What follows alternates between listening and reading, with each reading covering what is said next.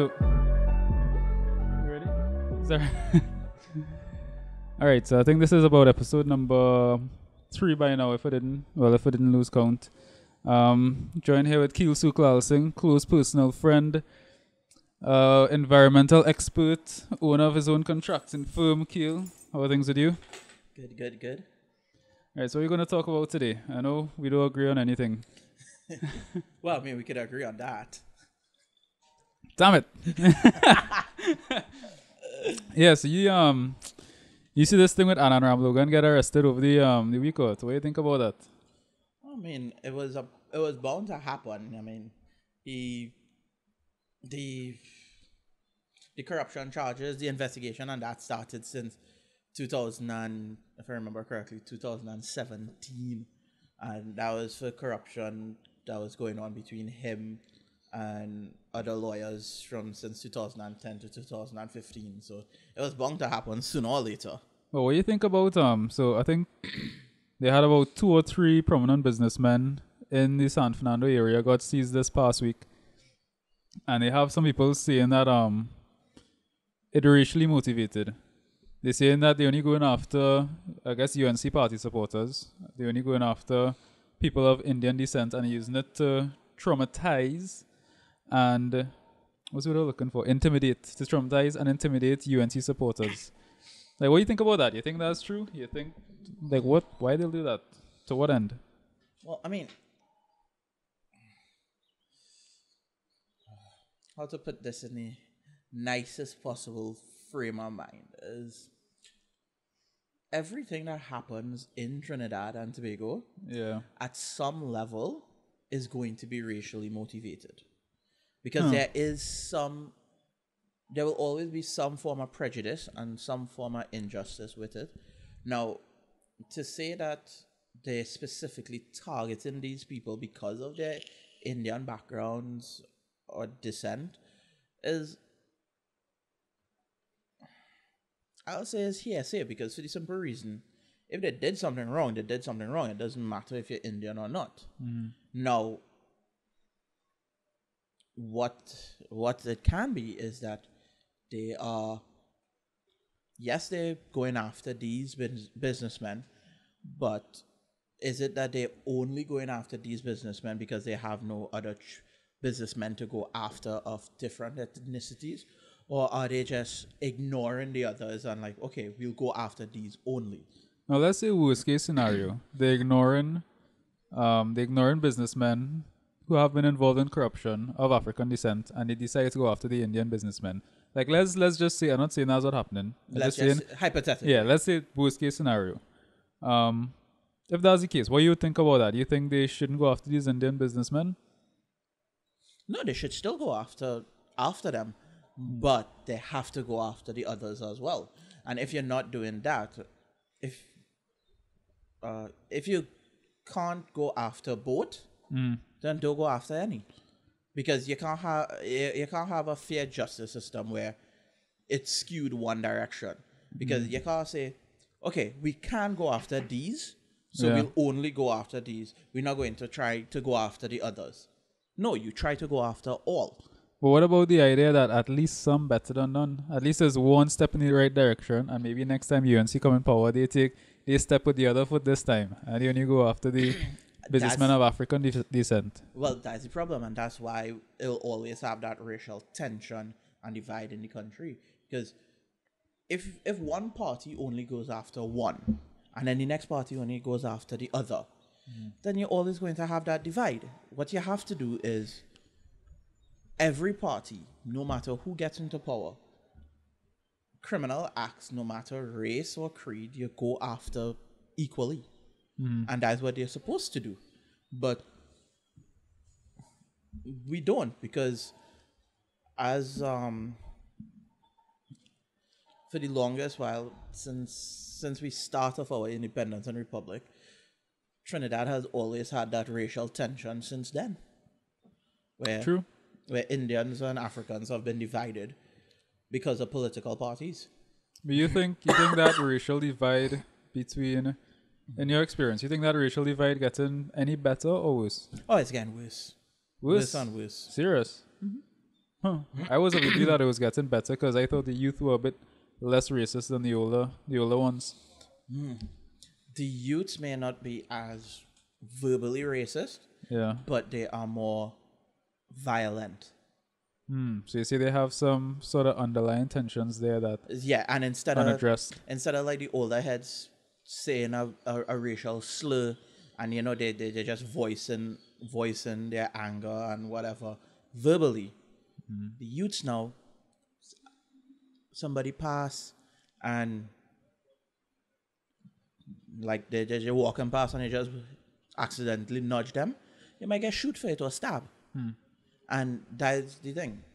They may not be verbally racist, but their actions are still their actions are still racist. It's just now they're more violent, they're more physical than verbal.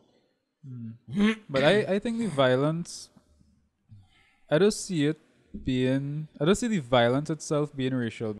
I don't really see, well, then again, I haven't paid that close attention to this. So, but I haven't seen a lot of like black people killing Indian people or Indian people killing black people, or at least no real correlation between the race of the perpetrator and the race of the victim. You know, so I wondering if the violence has anything to do with race. It might just be inequality right now or financial restrictiveness. Most of the violence that happens in the country right now is due to lack of education for one, and poverty. Because what happens is the youths and them, they turn to the gangs, and then the gangs don't like people of any education trying to, like, in a certain area. So like an enterprise that have people that would stop kids from going to school and getting a better education because they want them to stay in enterprise to deal drugs and do that and live that kind of life. Right. And so, yes, a lot of the crimes are happening now of gang-related origins, not just happenstance crimes. But most of the crimes that happen that are just by the way or by means or opportunity is where you would see different races attacking each other. Right. Yeah. But most of the gang stuff tend to be black on black. Unless you're dealing with like Muslim City or one of them. Yeah, because I think a lot of the gangs situated in like the Laventil Beetham area, which is predominantly black. Yeah. You heard about this kid, a kid from Laventil though, got accepted to Princeton recently. No, didn't hear about that. Yeah, and well, I think I don't know if they named the businessman, but this businessman actually sponsoring him the $20,000 to attend Princeton. That's good. Yeah, I mean, you can imagine the kind of odds he had to overcome to qualify for Princeton. Because I mean, yeah, coming out of Laventil, I doubt he come from an easy life, you know. Yeah, it was a miracle he even make it out. He's still alive after 14. Because these days 14-year-olds getting killed because they looking to go and rob liquor store and thing.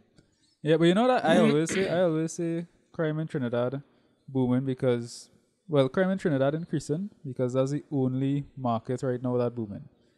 That's the only market where you could actually get into and make some money because you have students they graduating with teaching degrees, with science degrees, engineering degrees. They come out, they can't get a job. They're not making money. But if you, I don't know, buy a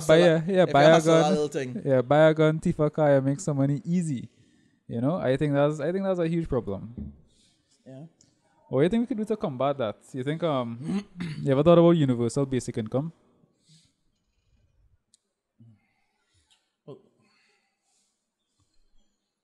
I didn't think about it, so I thought about it a lot, but since a good answer coming.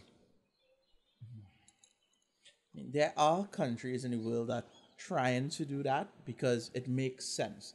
If everybody has a basic income, then you'd never be wanting. You'd always have your basic necessities provided for. And now, if you have that, all well and good. But the biggest question is, how would a country like Trinidad and Tobago afford it? And that's where it comes in. It's a good idea because it would mean that even the poorest person in the country is now not poor anymore. The poorest person is the person that is still low medium income, because you'll have your basic necessities covered, and then whatever job you have would be, to help you further to get a little better and stuff.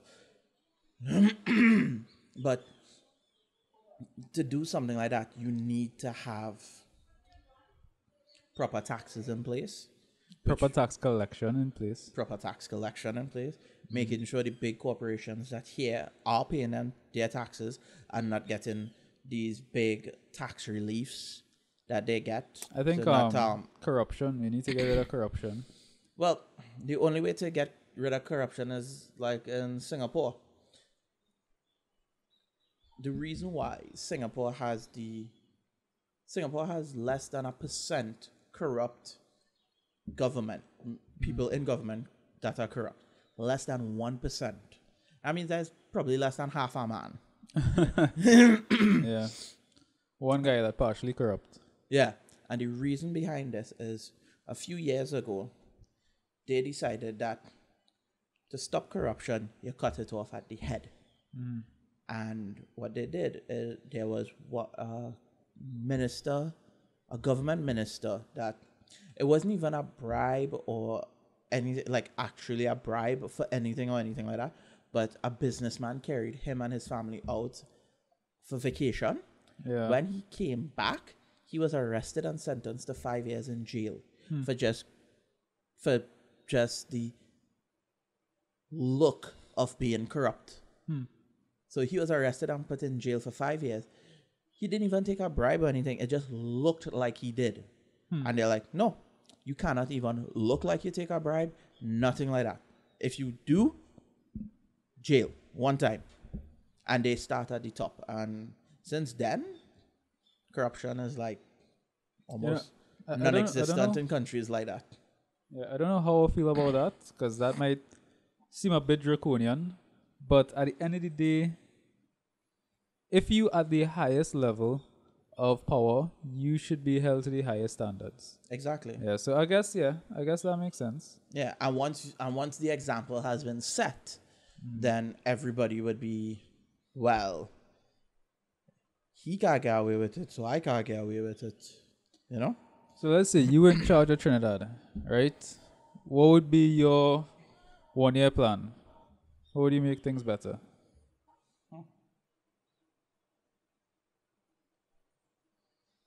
Well, let's start with what issues will you want to tackle first? Like, what are the most important issues that you think we need to tackle to make us more prosperous? Crime, education, and healthcare. Big three. I like it. So in that order? Probably not. Well, the thing about it is, it doesn't have to be in that order for the simple reason. If you have proper education and better enforcement of laws, then those two top topics will start to deal with themselves, because crime and education goes hand in hand. The lower your education levels are, the higher the crime is, because people with less sense do stupid things. Yeah. So lower education, higher crime. So if you have more educated people in the country, crime should go down. Then you start improving things like healthcare and infrastructure. And as you start improving those things, then you start creating jobs. And those same people who become educated now have jobs, and they would have income. And it's all it's not, we'll fix this and then fix this and then fix that. We do enough here so that when this catalyst starts, it's just spread gradually throughout. And the main thing is education and unemployment. Once those two things start to disappear, they lack education, so you have higher educated people and more people employed, you'll have less crime and you'll get better infrastructures in the country, because then taxation would be easier to do, because if everybody is working and everybody's taxed properly and fairly, then the government would have enough taxes to provide basic things like universal healthcare, universal education up to tertiary level. You have proper roads and infrastructure, and yeah. Yeah, so what do you think about Philip Edward Alexander? You heard he has, I think it's 20 points, 20, 21 aims that he wants to achieve if he comes into power, right? Okay. You could probably go through and you could tell me what you think of it. So, home ownership for all. 0 deposit, 0 interest for 30 years for first-time homeowners up to 1.5 million. Allowing even minimum wage earners to own a home. Good idea, but how realistic do you think that is? That would break the bank. They even at that level, yes, home ownership everybody should own a home, but that's basically you're saying you're giving it away for free. Nobody really have to work. Yeah, 0 interest. You basically have to be able to just fund all the homes for 30 years. Yeah. Because you put in all that money, you're not making back any Exactly. So return. I mean, something like that. No, even what you can do is just everybody could get it 1.5, but something simple as a 2% interest over 30 years, and everybody will still be happy with that, because or find some way to reduce the cost of land or something. well, I mean, you can't really reduce the cost of land for the simple reason Well, supply and demand. and we on an island, so land will always increase. Yeah, and especially if you have foreign investors, like what happened in Tobago. All right, number 2, national security. Establish radar-connected security platforms 3 miles out at sea to create a virtual wall around TNT manned by law enforcement, professionals equipped with fast attack boats, and interceptor helicopter gunships, blah, blah, blah. Stop and search all marine craft entering our waters. This will bring an end to the illegal trades in guns, drugs, and human trafficking. Well, it wouldn't bring an end to any of that. It would diminish it, but it will never end. Yeah, the thing is, alright, so I know people in Coast Guard, right? We have some ridiculous boats. We have the Interceptor boat, which I think is 1,000 horsepower. It's a speedboat with 4 250 engines on it, right? Yeah. I don't think I'd have anything coming into our waters besides great race boats that outrunning that. Exactly. But remember these people building disposable submarines. So I mean, I'm not sure if radar could pick it up. It might be too small for radar to pick up. But infrared can't pick it up at all. And if they planning on searching every vessel that passes on our shores, I guess they might have their ways, like with all vessels will have to have like a registered identifier or something that picked up on radar. Well, yeah. Yeah, so I guess that one is doable, but the thing is the money is spending. But the thing is, they're doing a lot of that now. So I don't know. Yeah. Although he's saying we should have that, what he's saying, I think most of it already being done. Yeah, and the issue behind it is that the amount of money that you'd be spending to get it to where he wants would not correlate to any great significance, saying that, oh, the drug trade and the gun trade and all that diminished to a point that it's negligible. First of all, why are we still wasting money on trying to stop a drug trade? Why not just welcome it in and tax it? Decriminalize it? Yeah, tax it. Why we had to be behind on the curve and all these things? I mean, everybody's seen it for years. Colorado legalize it. Canada decriminalize it. I think most of the states in the US decriminalize it now, and they see in only positives. Because we are a religious run country. Religion dictates everything we do. Well, maybe not for long. At least not with Roman Catholics, because the Roman Catholic population has been steadily declining over the past 10 to 20 years. Yeah. But yeah, no, we are very, very very religious. Very conservative. Conservative Yeah. for sure. Yeah. Even if we're not We religious. are Christian. Most of our politicians are either Christians or Hindus, and it's based around what they say and most of our laws and stuff that are in place and things that change are based on what their religious beliefs are. And most people don't stand up and fight for what we believe is right. We just say, oh, well, they do it and we let it happen. Yeah, but right now, I don't see any of the sense in that. I don't see any of the sense in that at all.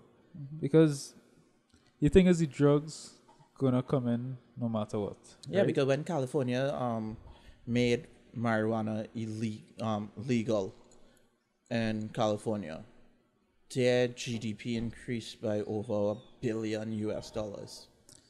You know, they decided to use the taxes raised from weed to Better healthcare and the education system, right? in You know, districts. I think it was like after the first year, they had like a few like millions of dollars left over, and they didn't know what to do with it. Yeah, they had more money than they could spend. Yeah, because they're like, yeah, if we get the taxes from weed, this is what you're going to use it on, right? And they they did literally everything. ran out of shit to spend it on. Yeah. So it's like, why? The only thing else they could have done is fix the roads.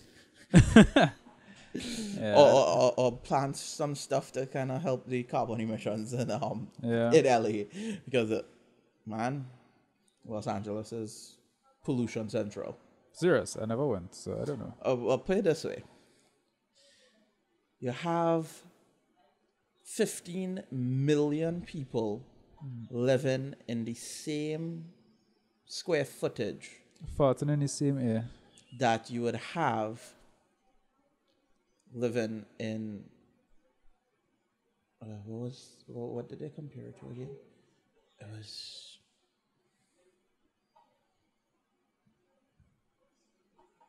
Is it as dense as New York? I think New York is 8 million people or something. no, like Los that. Angeles is 15 million people in the same square footage as I think it was like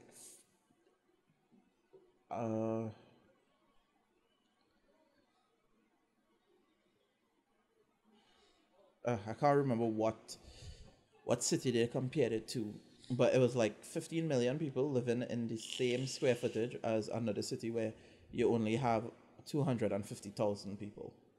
Huh. Well, look at Trinidad. Trinidad is only, and Tobago is only 1.4, 1.5 million people. Not so much. Well, we had like 50,000 Venezuelans coming recently, so might be about 1.5 by now. Yeah, you know, we have one of the cleanest air, like our air is some of the cleanest in the world. I think we were like somewhere around 20th. I know there was a year we were actually number 1. But I think now we're bumped down to about 20. Somewhere around because there. a lot of other countries start implementing the rules of the agreement for Yeah, the Paris Paris Accord. Yeah. well, But that was no fault of our own. We did not achieve that for ourselves, so that we cleaning. are actually trying because there have been plans by the government to open 3 solar power plants. They have plans to open 3 solar power plants. Yeah. Yeah, they have 3 locations that they're looking at to put down 3 plants to help start providing electricity, so we could kind of back off the use of the natural gas. Really? Mm-hmm. I thought, don't we produce more energy than we need right now? Because wasn't it done? This is hearsay. I heard this a long while ago. I don't know if it's true or not. But what I heard was that we started producing a lot of electricity very cheaply to attract foreign investors to set up manufacturing plants down here, right? So, first of all, what happens to that? Well, I don't know if you'll know, but what happens to that extra electricity when it's created? Is it wasted? Is it stored somehow? Or is that just, it's just, if it's wasted, I mean, well, that is a waste. Yeah. No, I don't think we store electricity anywhere. Yeah, because that's the thing. I don't know where we'll store electricity. Yeah, no, all our electricity is manufactured and distributed one time. Have almost no storage, like no large capacity storage. So what will happen if you, again, I don't know if you'll know or not, but I wonder what happens when you create more electricity than you need and more electricity than you could store in the grid. Is it just lost as heat somehow? Well, I don't think that we create more than we need. Is I think what happened is we have the capability to create more because most of our plants that create electricity are always running under full efficiency. Okay. I guess that makes sense. Yeah, so if more people come to invest, we have the capability to provide the extra electricity that's needed. Now, to say that is a good supply is a different story. Well, I mean, Because that is not under manufacturing, that's under distribution. So that would all be under TN Tech. Yeah, because TN Tech doesn't create electricity; they just distribute. Power gen creates Power it. Gen and the Mitsubishi plant in Labrador does. The That was a new plant they built recently. Mitsubishi built that plant a couple of years ago. Yeah. Because I remember I had some friends went to work on that. So that's up and running now? Long time. Oh, shit. I rail behind the curve, boy. Yeah, we did the environmental work for the plant. Nice. What's the name of your company? Biosphere Consulting. Biosphere. Let's get that information out one time. What does Biosphere do? We do Benthic macro. What is Benthic macro? Okay, so what we do is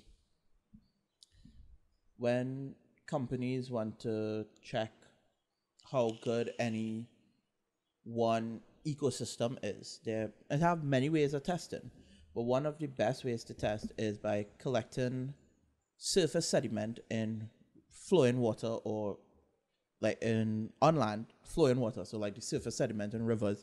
You collect that and then you identify the organisms that live in it.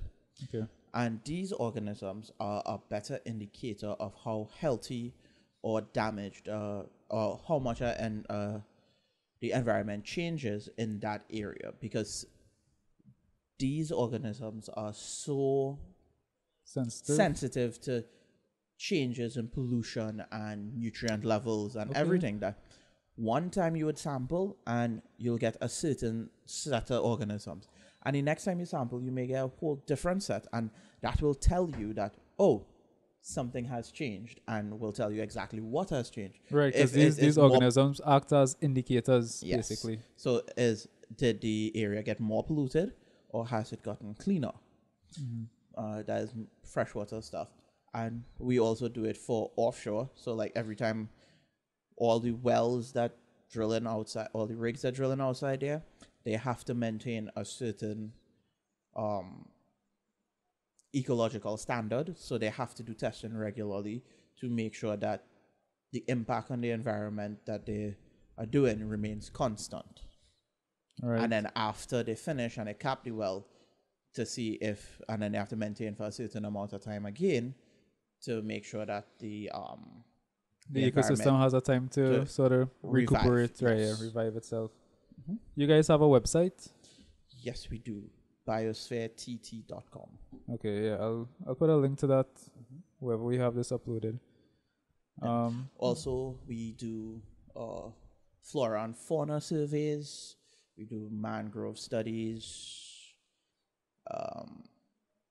bird counts, even general EIAs for anybody who looking to do any construction where you may need to have an EIA done, like putting on a pier or a jetty offshore. We do stuff like that. What sort of job sites are you working on? Like more oil and gas? Well, most of our work would come from marine sampling for oil and gas companies. So like Shell, Perenco, before we used to... What I always want to know, how much of an environmental impact do these companies actually have?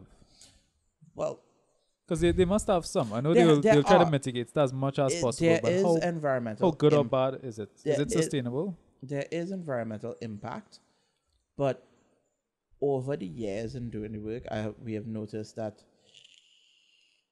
once the drilling has started, there Yeah. hasn't been much change. So whatever impact that happened, nothing got worse or better while drilling was going on. Uh-huh. So it's like, okay, yes, impact happened, but it didn't make it any worse by continuing drilling. Now, to say that the environment has been impacted negatively Right. is, yeah, it would have been impacted negatively, but to the extent that it's still sustainable for now. Because as the years gone by, drilling has gotten better and all that. So, they don't impact as badly as they used to. Mm-hmm. But impact is an impact. It changes the ecology of the area. But what do you think about that this old news, but that Chatham smelter? How much you think that would have? They wanted to bring the smelter in Chatham some years back, and they had protests, and I think that was shut down now. The aluminum smelter? Yeah, Ali Trent. yeah, Alitrin. How badly would that have affected our environment?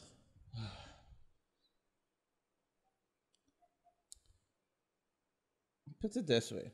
It would have impacted just as bad as having a steel mill in Trinidad. Like ArcelorMittal? Yeah. Hmm.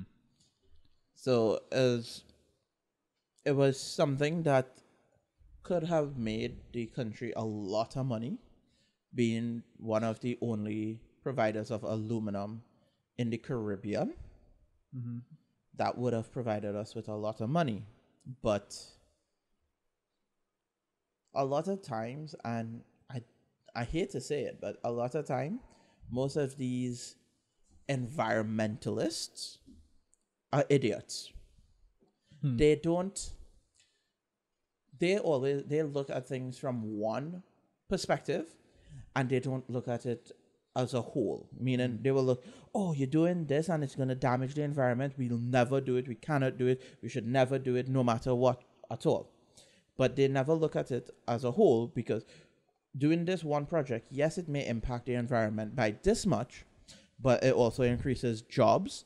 It increases the country's GDP. They don't look at it on the whole picture. They just look at the small cross section and base all their judgments on this. Yeah. Well, what if they also, as part of their, I guess, environmental clearance or whatever, what if they stipulated that, okay, you're gonna have this much negative impact on the environment, because you're gonna have this much of a negative impact. This is what you need so to much do positive impact exactly to offset it. Yeah. There are countries in the world that do that right now, like in Canada. They have a law where any company that does this much negative impact to any environment, they have to, in another area, they have to do a positive impact in that area, which is normally larger than the area that they negatively impact in. Yeah. Yeah, that's okay. But we don't have anything like that in Trinidad. No. Why? Just, I guess, because we're backwards. Nobody really paying attention. Because nobody ever talk about stuff like this for the simple reason they always think it's too hard to get done, and also is, I just want you to stop what you're doing. I don't want to find a way to do it better. I just want you to stop what you're doing.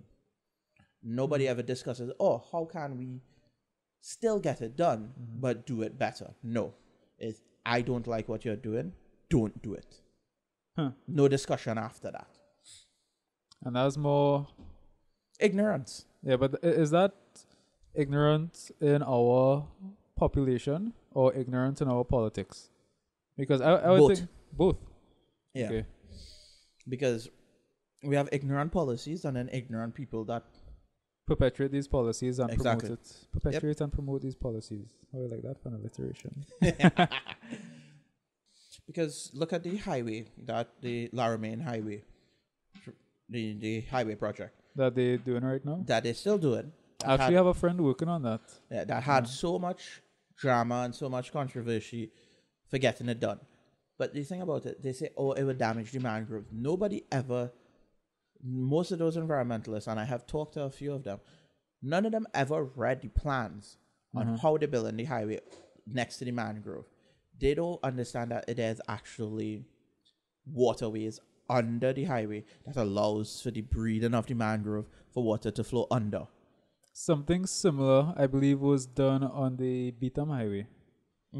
Yeah, I think the Beetham Highway, they had the issue where they couldn't backfill it.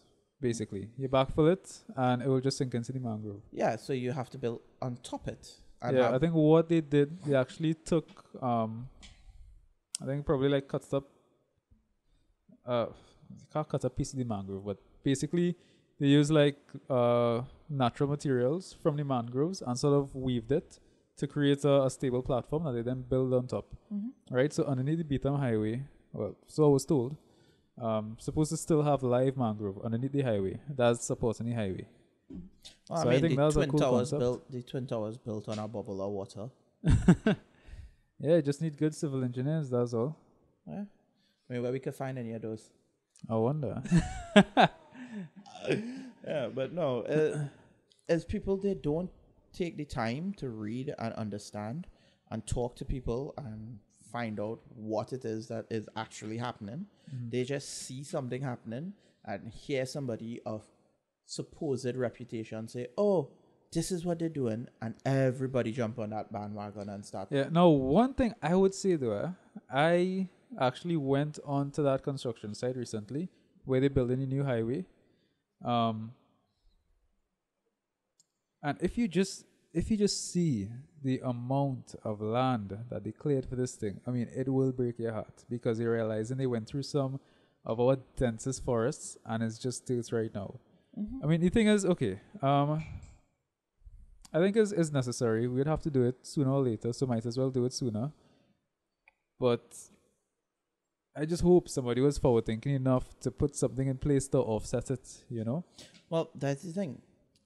When we have more than 60% of our country still forested. Yeah. Yeah, you have to crack some eggs to make an omelette. Something have to go, you know. Yeah. And we want people to live a better quality of life, but you don't want to provide the infrastructure for them to do so. How does that make sense? Now, another thing is that the reason they provide the infrastructure is so people could travel from south to north quicker, right? And why they need to travel from south to north? Because everything up in north, right? I mean, San Fernando expanding a lot right now, so I guess that would... And Central is expanding as well. Yeah, so that would help decentralize it, yeah. That's what we need. Decentralize stuff. I mean, that's why I always said the best thing to ever do is put government agencies, head offices... in Port of Spain, Chagonas, and San Fernando. And Grandy. You can't forget Grandy. Yeah. Nobody really worry about the East too much. Well, we need to start worrying about the East. We can't leave out anybody. Well, then you put it in Arima. Yeah. But the thing is, I was thinking Grandy, you'll have people from Manzanilla, Toco side will also have... it's not that have far. some access. Because of the bypass. The bypass. Yeah, the bypass now. A lot shorter from Grandy to...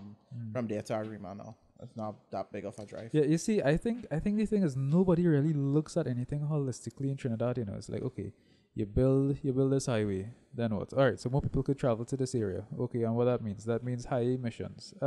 It might reduce some emissions because you're spending less time in traffic, but not by that much, right? If you took that same amount of money and use that money to build the facilities in these areas instead, so instead of reducing the amount of time for traffic, you cut out the traffic altogether. Yeah.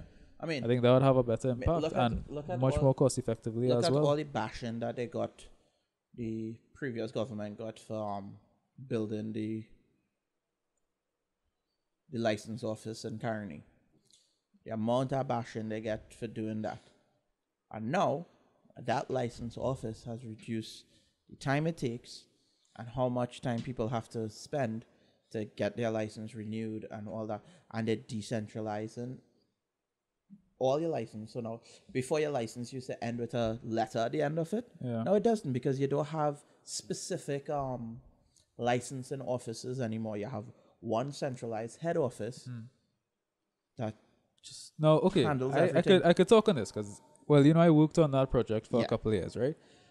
And as good as it is, that is a next prime example of just pure wastage of tax dollars, right?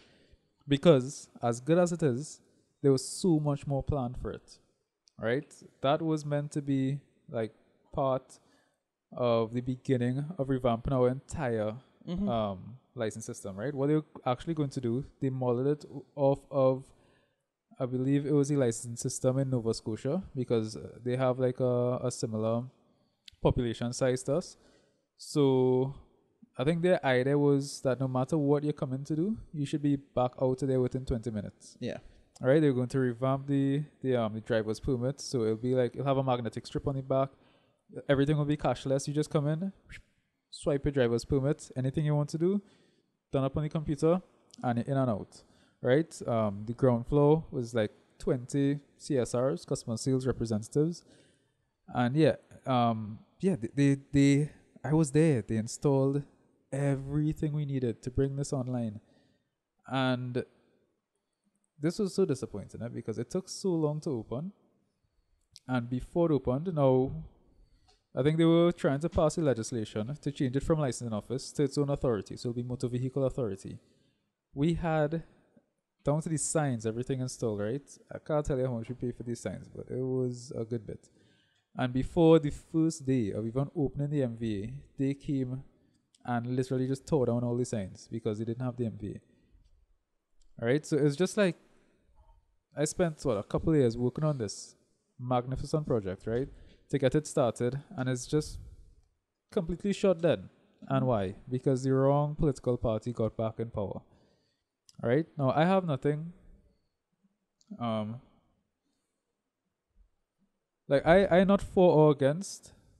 Actually, no, I'm not for any political party in particular. Right? Next alliteration, fair. But that one was like that was a pure PNM stupid move. You know, it's like they see a project, it wasn't there, so they shut it down. And I know UNC is do the same thing. I think there's a problem with both of them. Both of them is like, hey, I didn't start this project. If I'm not gonna get the credit fit, I'm shutting it down. I mean, that's like the Beta water treatment plant. Yeah. It's still 70% completed after 5 years, or almost 5 years, because it was 70% completed at the end of the People Partnership term in office. And last month, article came out, and it was still in the exact same spot. No work has been done. But one good thing though, I know UNC started a couple other water treatment plants, and those were continued under the PNM, and they very, very well needed it. Like we absolutely needed them. And so I mean let me give Jack his jacket. They did something good, right? But I think we need to be doing more. Like spending $1 billion to on that Brand Lara Stadium, when a couple miles away you have the Kubo Children's Hospital that's still completely empty. Doctors want jobs, but patients need rooms. Yeah. And it's just closed. Yeah, but the thing about it is we need to get over the mentality, if I didn't start it, I shouldn't finish it. We should always be in the mentality, okay, what did this government, what did they have doing? What needs to be finished? And finish off projects. Because it costs us more money to stop a project, because most of these agreements are paid in full agreements, meaning even if you stop it, you still have to pay the man off. Actually, the contractor off. I could shed some light on that, right? So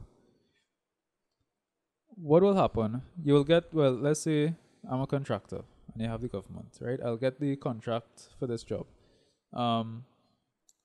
If you want to terminate the contract, you would have termination clauses, and in most cases you wouldn't have to pay the full cost of the project to close it down, but you would have some hefty penalties, which at the end of the day, they're just going to be wasted money, right? Yeah, and it would have made more sense. Yeah. But you know where the real wastage comes back in if I shut down a project, right, and I want to start back up that project in 5 years' time, I have to get people to bid for that project again, right? So that's gonna cost more money for them to bid for it.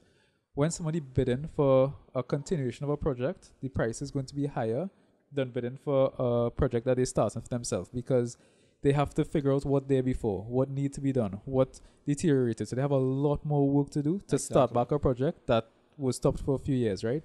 So although people think, yeah, the contractor, make bank and he run away and all well and good, the clauses that put in place for termination is basically for him to cover his costs for that loss of profit, for that income he thought he was going to expect. And I can't comment on how fair or unfair it is, but in most cases, it's reasonably justified, right? But the real cost wastage is just the fact that they cut it off and to get it started back up. And if you don't get it started back up, then that means all the money you put into it was a complete waste. Exactly. Right? And yeah, that is one of the dumbest things they could do, to start a project and then just stop it. Yeah, and that's what governments need to do. You come into power, you finish the projects of the previous government. If it is that you don't like the way it was going, find a way to make it better, but finish it. Still have it continuing. Do not stop projects. Because when you stop projects and say, oh, we're not doing that because that's not mine, we starting this one because this is my one. Yeah. It doesn't make sense. Because then it's just money wasting. Yeah. I sure if UNC come back in power, that Kubo Children's Hospital gonna open up within 6 months. Yeah. And it's like, why? I mean, why P&M couldn't do it? We obviously have the resources. We obviously have the capabilities. It's just... We have the doctors that need jobs. Yeah, we have the patients that need rooms. It's Exactly. like...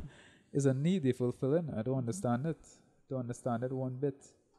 No, but it's all a matter of my party, me and I. And that's how we always run. So, would you ever vote for an independent party? I know Jack Warner came out some years ago. No, he wasn't independent, but still. Yeah. I doubt anybody would vote for him. I mean, it says a lot if you have an entire chapter in a book about corruption dedicated to you. That book, Foul, was about corruption in FIFA.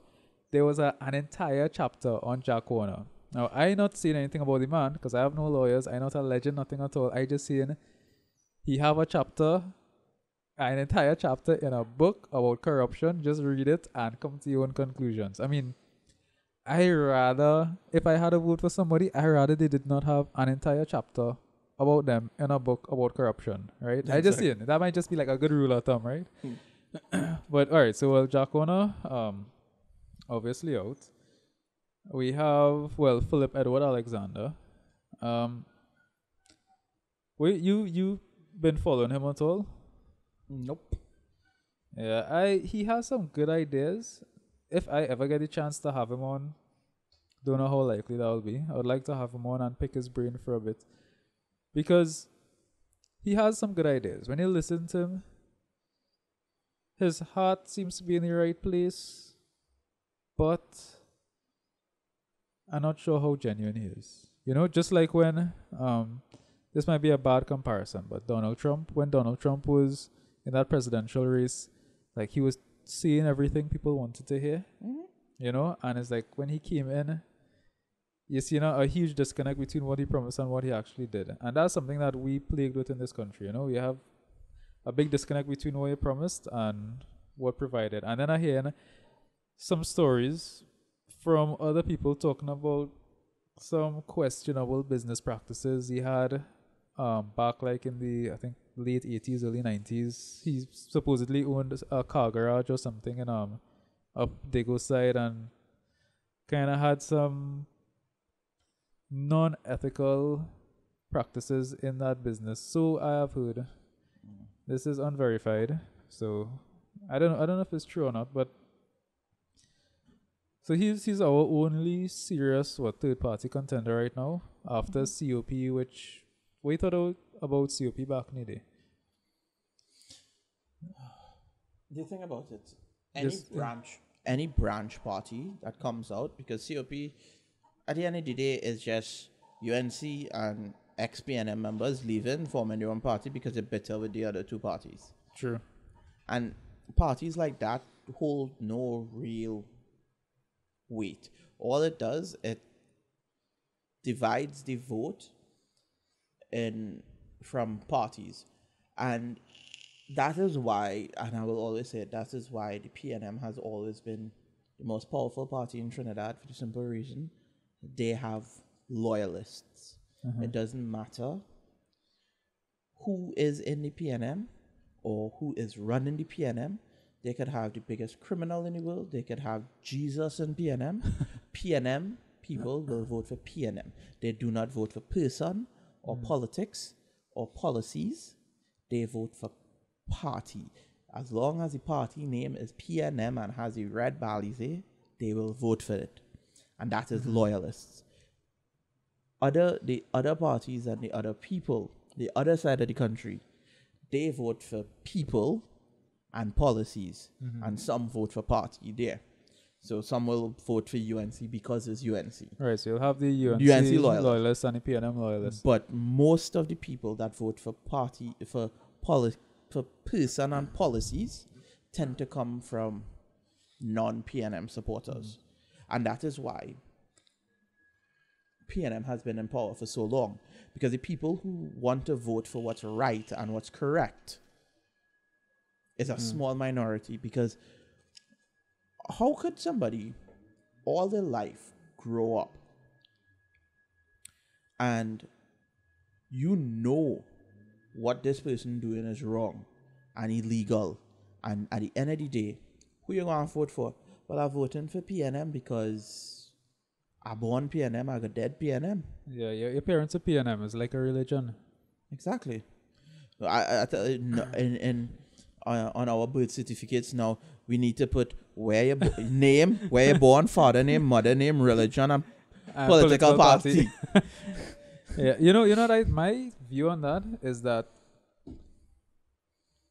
political loyalists are one of the biggest, one of the biggest threats to democracy. Of course. Right? Because if you are loyal to a party, right? If you're going to vote for that party no matter what, then you are for lack of better words, a fucking idiot.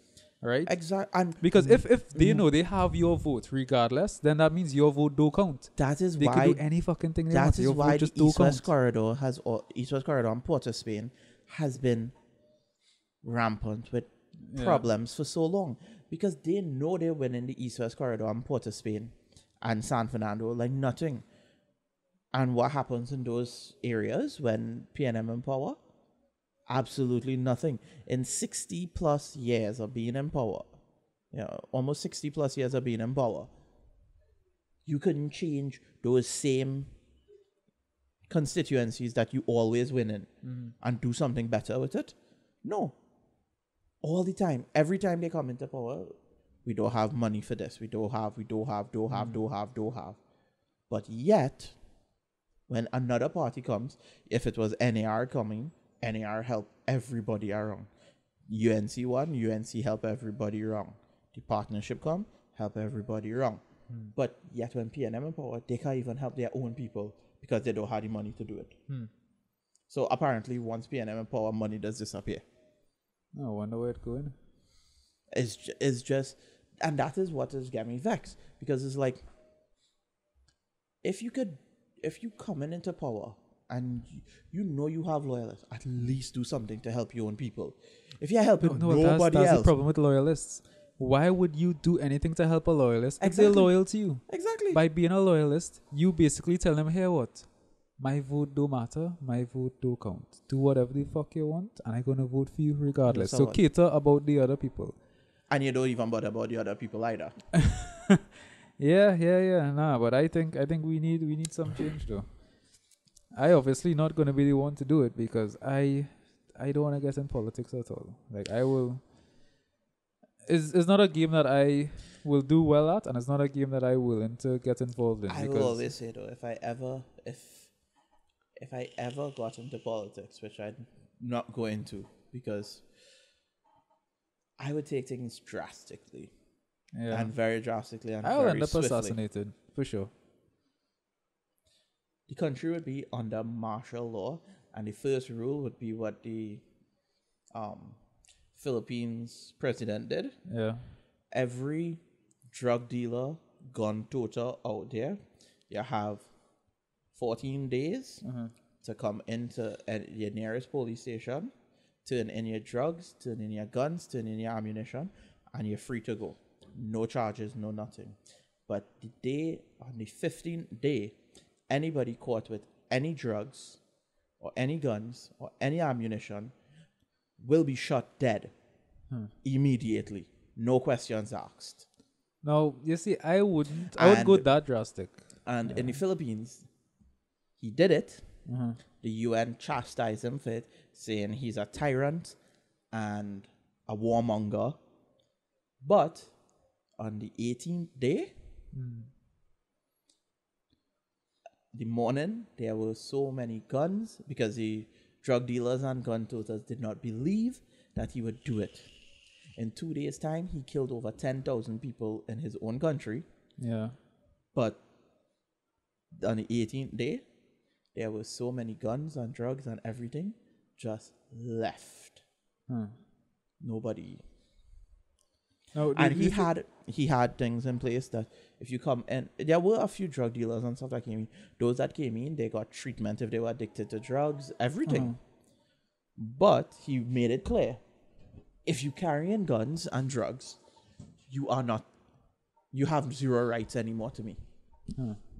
And the crime rate and everything in the Philippines went down like dramatically. Yeah, now I would take probably the opposite approach to that. That is a harsh approach, but some countries need it. And I think Trinidad might be a country that could benefit from something like that. Now, my thing is, before you take away what you have, you need to replace it with something. So I would say what we need is to put proper social nets in place. So like universal basic income is one. You don't want to go and start killing people for crimes that they had no choice but to commit, right? Yeah, but if they didn't have any choice to commit it, they would tend to be the people that would turn themselves in during the time frame allotted for you to do so, for you to get help, for you to go into the programs that are provided, and to come out. Right, so that's the thing. You need to have the programs in place first. Yeah. No, he had all that in place, and he told them, you have 14 days. And if you don't, well, then... Because, all right, so let me give you an example. Like, let's say I have a small community, and this community is basically run by a gang, because most of our gangs are geographically located, as in it's just people from one location. They just around the same age, they come together, they form a gang, right? We don't really have gangs that spread all over the country like you might see in other countries and stuff, right? So our gang is very localized.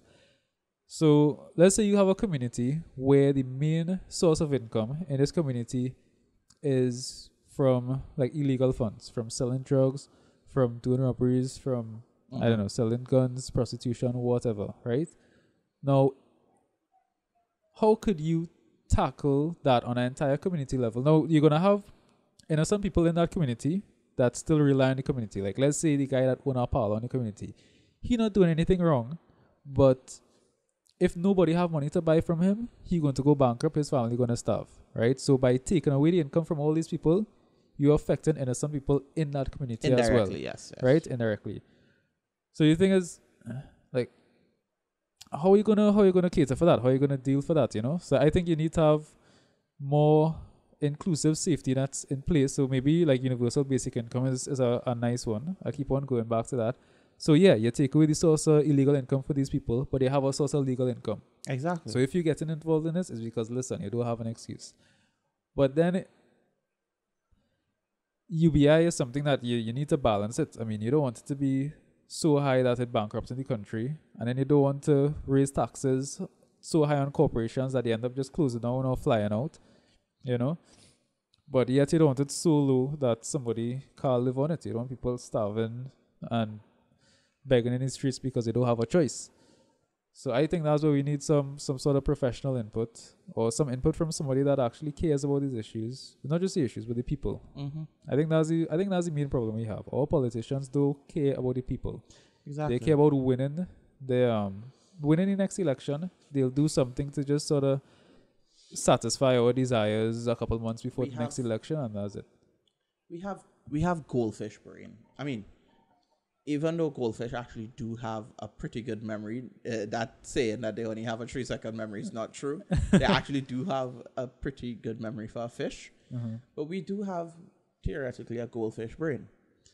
4 years would pass, all this shit would happen, and the 5th year they'll do something nice, and everybody will forget about the 4 years and only remember the 1 year that they did something good. Now, you see, they have 2 ways to keep information from people, right? One way is to hide it, which is extremely hard because people are going to find out information one way or the other. Oh, just put it outside there and put it in a complicated format that nobody going to care to read. Yeah, exactly. Just throw so much information out there that it's impossible for one person to sift through it. You know, and I think that's what, well, I don't know if that happens down here as much. Probably does. But I know away, in countries like, I guess, the States and Russia, they will do that a lot, where they just throw so much shit at you. It's like, well, not you literally Russia. don't have enough information. Well, not don't Russia. have enough attention for Well, it. not Russia. Russia basically tells you, this is what it is, and this is what it is, and they don't care. You can't have another opinion. No.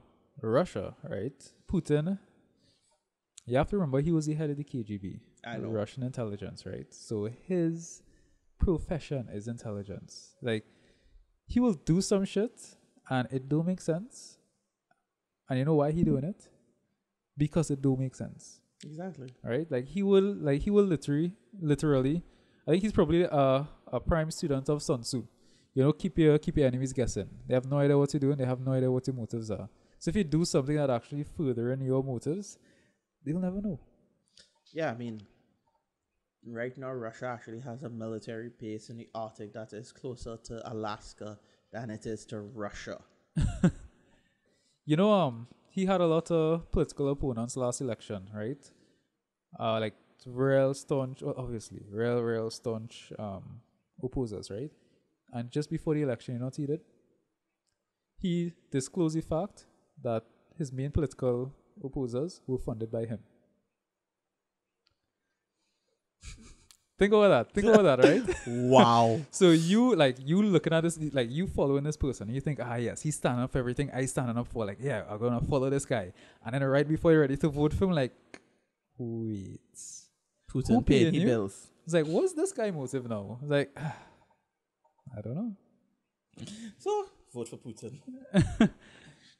Yeah, I don't know. They have something pretty special going on across there. But I think Trinidad's simple. Well, no, we're not simple, but we manageable. That's what I mean to say. We could fix a lot of our problems. We have the resources to do it. To use a colloquial terminology, we are a lot of crab in barrel. Yes. Mm-hmm. And it's simple. We would crawl over we own mother to get ahead. What we need is a colony of ants, you know, to crawl over each other to create a bridge. Yeah, I mean, if we were ants, we would be a lot better.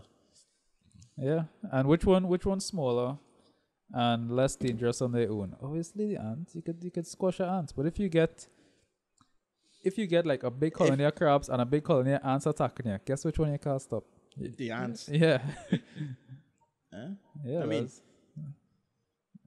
you could get one crab bite, fine. One ant bite, fine. But 100 crabs could come and pinch your skin. Yeah, you'll get a little puncture. But 100 red ants bite you, and you'll probably die because you'll go into anaphylactic shock. Yeah. So alright. So I guess the one takeaway from this podcast is what we need to do is stop being like crabs and be like ants. Yeah, be less like crabs, be more like ants. Yeah, you have to work together as a community because that's the only way you're going to get anything done. And we need to start getting over our racial divides. Like, my goodness, you have no idea how much that has affected me, because my ancestors mixed with everything. Anything that came into this country, somebody from my family fucked it. To put it lightly, because I mixed with African, I mixed with Indian, I mixed with Spanish, I mixed with Portuguese, I mixed with Irish. Apparently, I have native Trinidadian in me. So it's like, and that's all I know so far. Every Christmas I go by my aunt. she showed one next picture from back in the day, and I was like, oh yeah, this he was actually French. She's like, oh yeah, from, well, not France, Corsica. You know where Napoleon from? It's like, no. So you're part short people. Yeah. Yeah, so it's just ridiculous. So for me, it's like, by default, I can't hate anybody, but anytime somebody hates somebody else, it's like, well, they hating part of me. I must get vexed, but I can't get vexed at you because now I'm getting vexed at the next part of me. So So, well, technically, then you could hate everybody. only if I hate myself. Nah, you like yourself too much for that. And that's I had to love everybody. Yeah. So that's all right. So two things. We gotta stop being like crabs, Be be like more ants. like ants, and power to the Douglas. You know, bridge that racial divide. Yeah, Yeah, because, but now we have Venezuelans coming in, which is our next problem. well, it's only a problem if you make it a problem, because you could actually have this influx of new blood, basically new people. If you manage it properly and you do the correct things, it could help. It could, but we're not. That's the But problem. we're not doing the correct things to make it work in our advantage. Because look at Canada. You think Canada have any natural population? No, most of Canada is immigrants. Immigration is what makes Canada great. What about the states? How much Native Americans? No, there? well, now white people is natural in America. What I'm talking about is like, yeah, but the ones that built it, they came from Ireland, they came from Germany, Yeah. they came from France, they came from they Scotland, came from everywhere. they came from But England. what I'm yeah. saying, but America has stopped taking in immigrants because they are now, for the longest while, they have a lot of the Republican presidents have stopped with the taking in of immigrants because they believe that people outside the United States don't deserve the American dream. Only people born in America deserve the American dream. Yeah, unaffordable healthcare and rising inequality. Some Yeah. fucking dream that is. Yeah.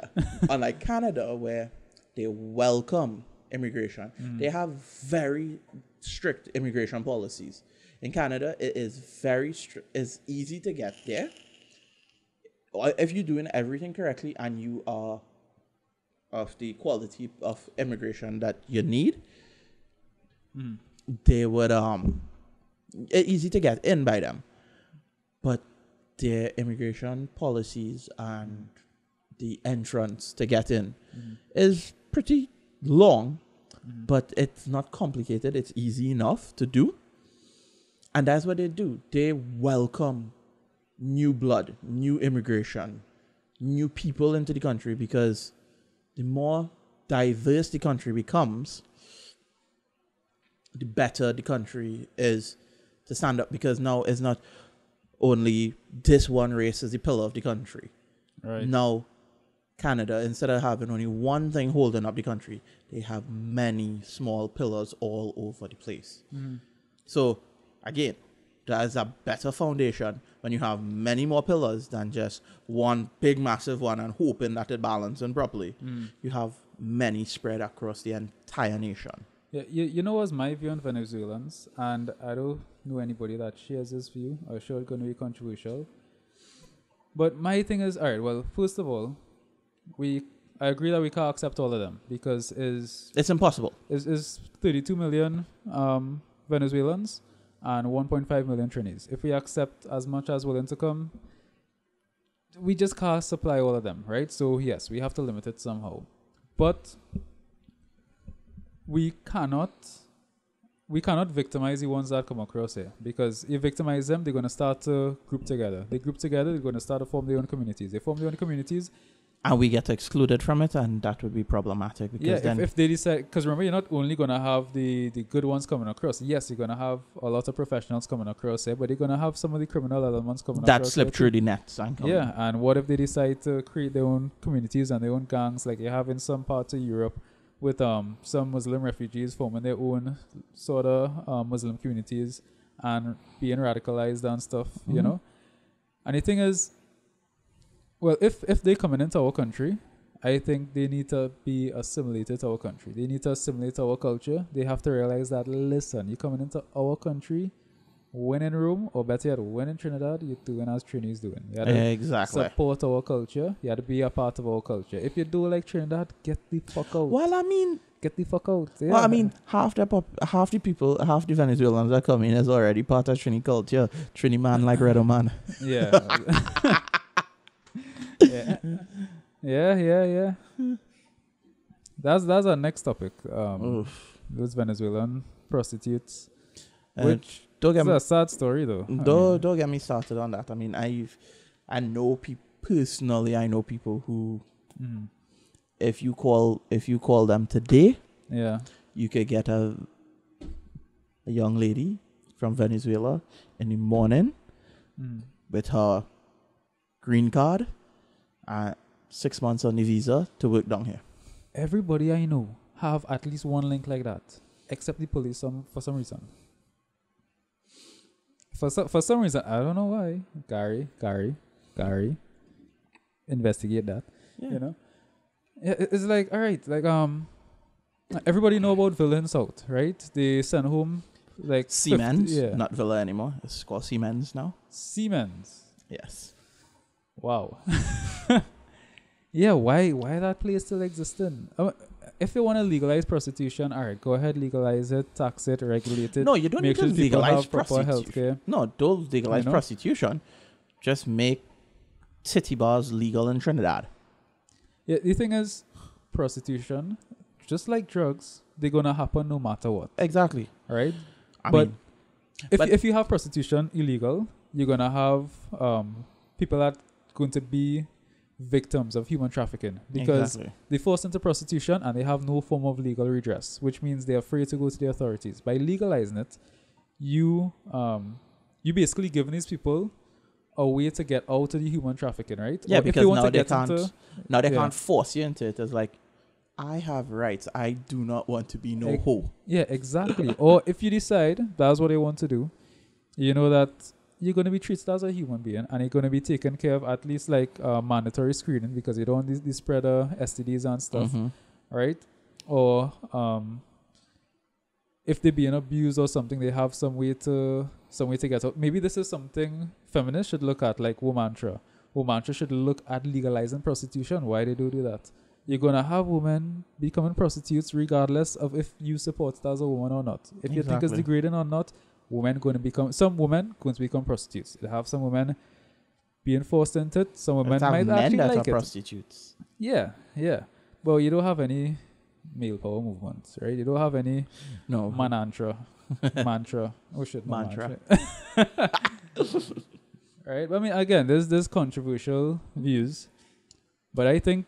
Well, it's not that controversial. That's the thing. I think the problem is people look at how these ideas look on the surface and not what the end result will be. Yeah, I mean, well, look at Impsbert. Concrete column Impsbert. Yeah. I mean, he banned sex toys because he thinks it's too vulgar.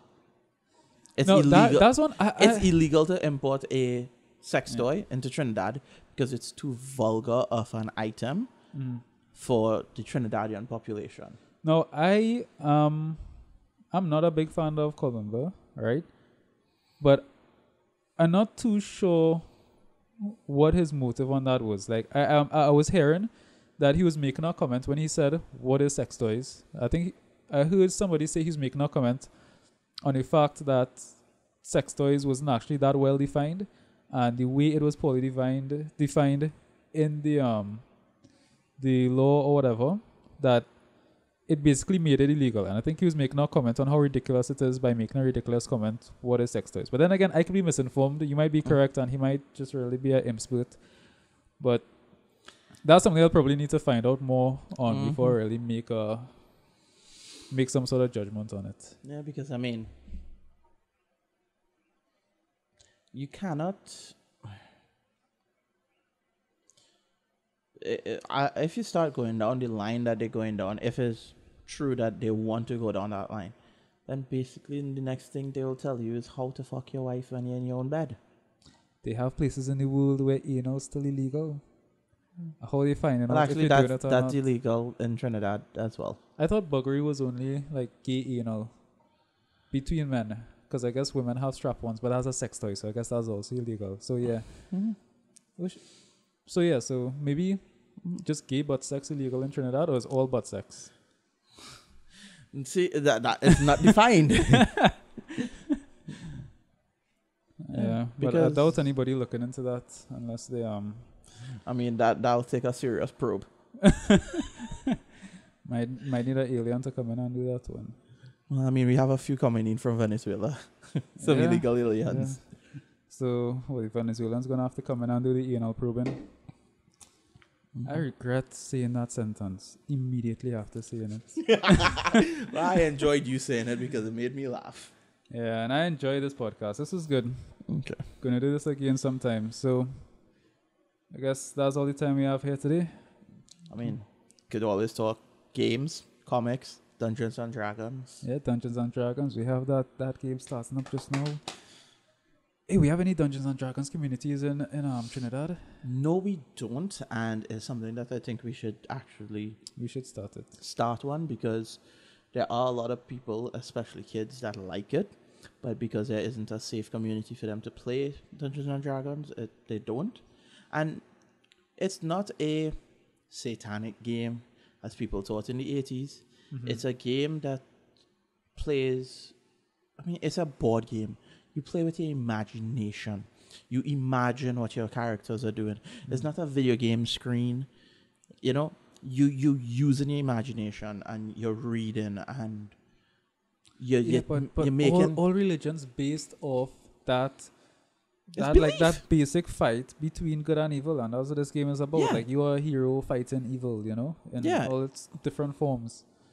Building communities and friends. Yeah, I think it's a good game. Yeah, and you play with your friends, and you know, and you get to act as somebody else. You know, you don't have to play as you. You could play as you, being this type of person, or play as somebody else. You don't have to be a kid to do it. It's just an excuse to be get with your friends.